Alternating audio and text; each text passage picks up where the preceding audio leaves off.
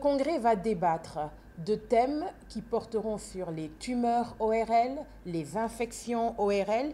Il s'agira aussi de parler de radiologie ORL, savoir lire un scanner, une IRM, rechercher des informations clés.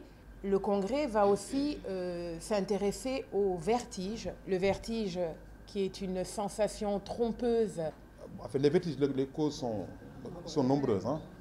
On peut dire que 80% des vertiges sont d'origine ORL.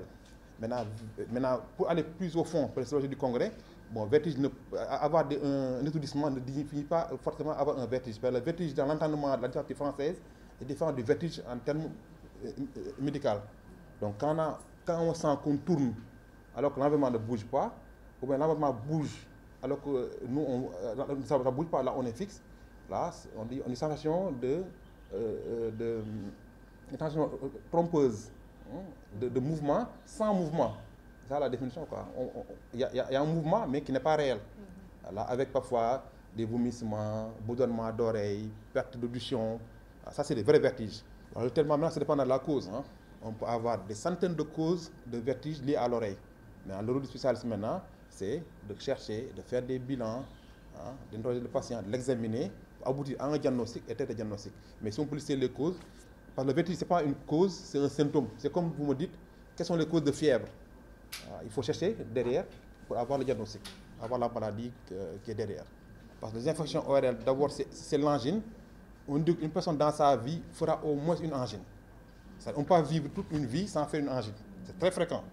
Ensuite, on dit une allergique, ou bien on dit une sinusite. C'est une infection ORL. Vous tous, peut-être, vous êtes dans votre entourage, vous voyez des gens qui ont fait de la sinusite. On dit otite. On est dans l'ORL. On dit abcès du cou. On est dans l'ORL. Donc vous voyez, rien qu'à vous donner les noms, les diagnostics, vous verrez que c'est un problème de santé publique. C'est suffisamment complexe pour lui dédier toute une journée. Et cette conférence sera animée par des spécialistes qui viennent d'Afrique, qui viennent du Sénégal, qui viennent de toute l'Afrique, de Suisse et aussi de France. Nous attendons 200 participants, évidemment du Sénégal, du Mali, du Burkina Faso et de la Guinée-Conakry.